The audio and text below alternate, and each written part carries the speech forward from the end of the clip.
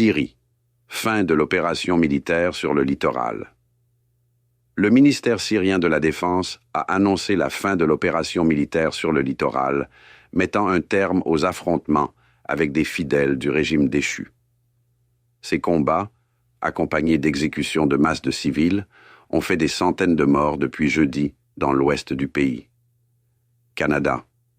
Mark Carney, élu à la tête du Parti libéral. Mark Carney, ancien directeur de la Banque du Canada et de la Banque d'Angleterre, a été élu à la tête du Parti libéral canadien. À 59 ans, ce novice en politique succède à Justin Trudeau. Lors de son élection, il a déclaré « Les Américains veulent à notre pays. Nous ne pouvons pas laisser Trump gagner. » Mauritanie. Vague d'arrestations et de refoulement de migrants. La Mauritanie a lancé une vaste campagne d'arrestation et de refoulement de migrants en situation irrégulière. Samedi, des personnes sur le point d'être expulsées ont attaqué et incendié un poste de police à Gogi-Zemal, à la frontière avec le Mali. France.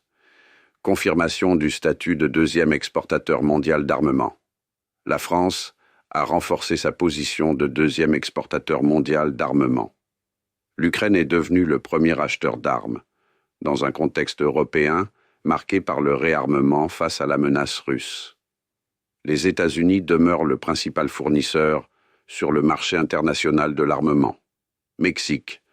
Mobilisation contre les féminicides lors de la marche du 8 mars. À Mexico, la marche du 8 mars a été marquée par une forte dénonciation des féminicides. Selon les chiffres officiels, 28 977 femmes ont été assassinées au Mexique entre 2015 et 2024, mais seulement 28% des cas ont fait l'objet d'une enquête pour féminicide. Ces événements reflètent la diversité et la complexité des enjeux actuels à travers le monde. Likez, partagez et abonnez-vous. Soutenez Mr. Dave en vous abonnant et en activant la cloche pour ne rien manquer.